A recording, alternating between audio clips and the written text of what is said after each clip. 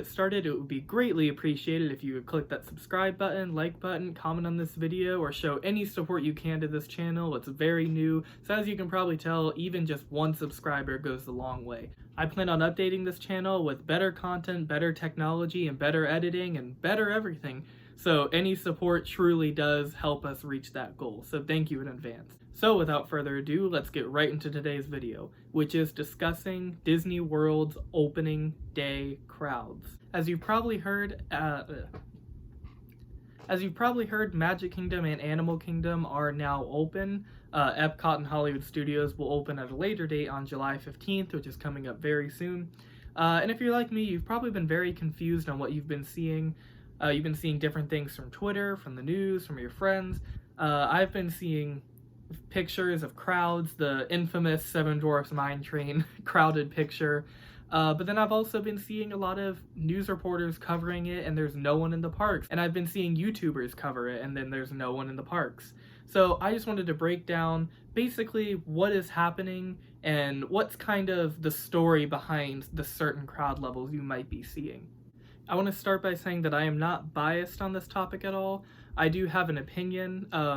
I believe the virus is ravaging Florida, and I don't think it's the right time for any theme park to be opening, but at the same time, I'm not a theme park hater, a Disney hater, and I'm biased toward Universal or other way around, because I know a lot of cast members lost their jobs, and I know a lot of cast members need employment right now, so I totally respect the opening. I'm not a hater, I'm not going on Twitter, bashing Disney for opening.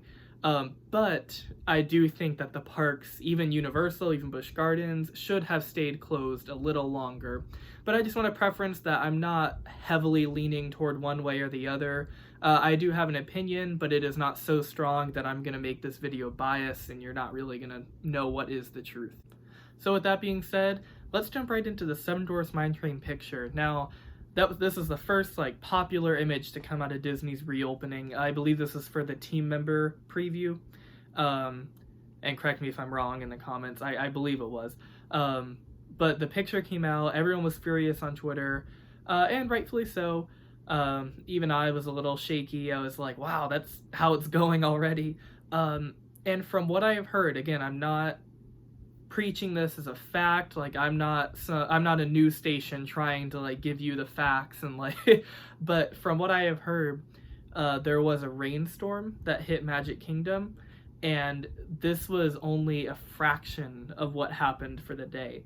I think they said that people got excited and immediately went to the ride, and within seconds or even just a minute, it was broken up and everyone was socially distant. So while that's not necessarily a defense for Disney, as they should have control over the social distancing areas, it is understandable. It was one of their first days open.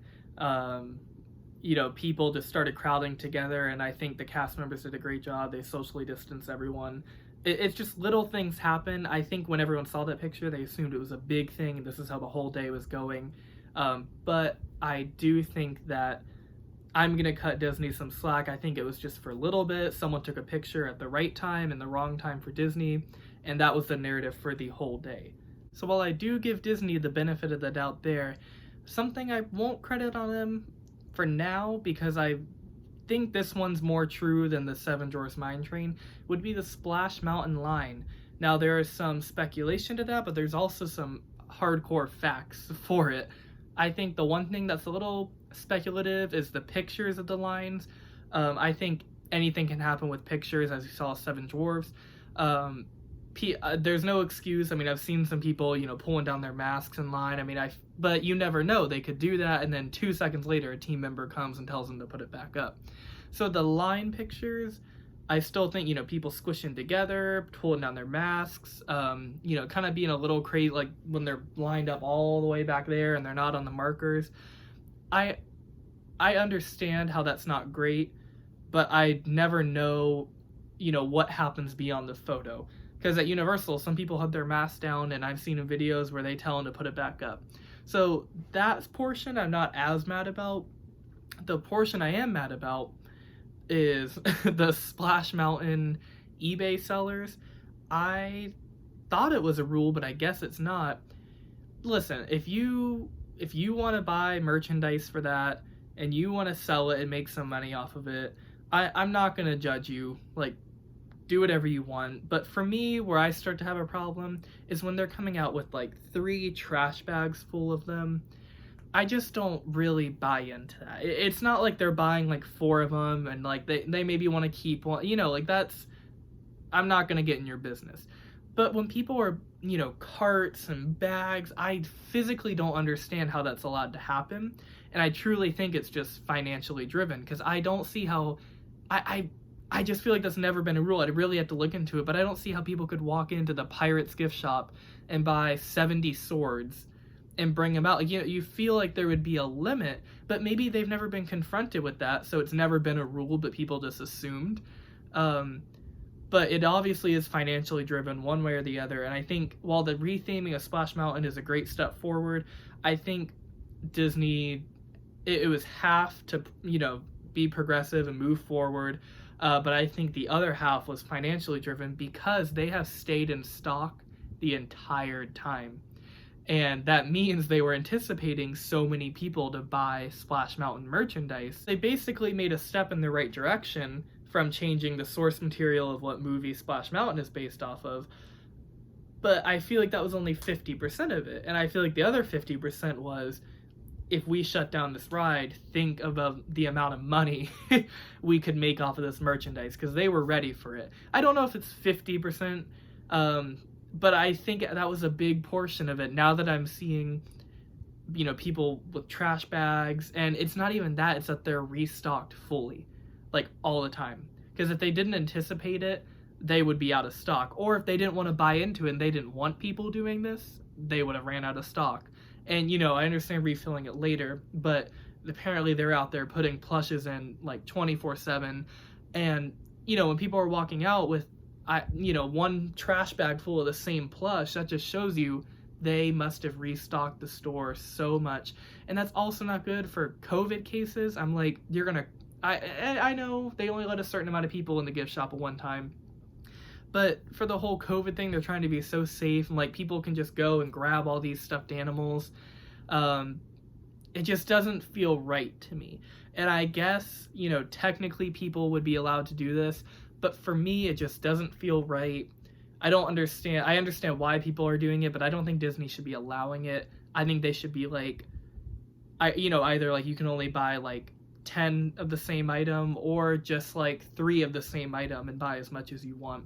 But I think it's just too much with, reselling everything, stocking, and just basically profiting off of a progressive change. I also think that's a little insensitive to, say, hey, we're going to change Splash Mountain. We understand it's very offensive, but we're also going to make a whole ton of money off of this.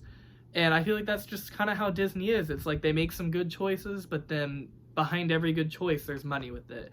And again, I'm not trying to bash Disney, but this is the one area where I'm like, I'll defend them in a lot of areas, but I feel like anyone could kind of see this and be like, that's kind of wrong. I think it's important, especially as a theme park enthusiast like I am, and the whole community. It's important to realize when, the things you love make mistakes, and not even mistakes, but I guess just things you don't agree with.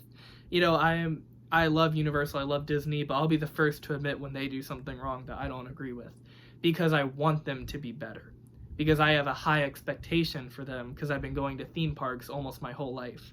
So I think it's okay for people to admit, like, hey, this is wrong. I don't like how there's a feud of like all the theme parks, like, well, you guys did this. I'm like, let's just admit, I love Universal. I'll admit they opened too early. Same thing with Disney. I think they opened too early. But I think the cast members, I love that they're all back in work now. I think they're doing a great job, not discrediting their work. But I can admit when things are wrong inside of what I love. So that's kind of where I'm getting at with that. But overall, the crowd levels of Disney, they are very low right now, contrary to what you're probably hearing. It doesn't necessarily mean that it was the right choice for them to open, but it does show that they're keeping the capacity low, and the cast members are doing a great job of social distancing. And I think they're just working with what they have, and I think they're doing a great job. but the attendance is very low with, few exceptions of some of the pictures you might be seeing. But overall, it's not like you're seeing, it's not crazy crowded. It's just basically just like Universal, as I think they have the same amount of capacity level. Maybe just a little more though. So overall, thank you very much for watching. Again, your support helps the support for the channel to progress and move forward and update everything. So any support you feel comfortable giving would be greatly appreciated. This has been another Theme Park Hut video, and let's hope it's not the last.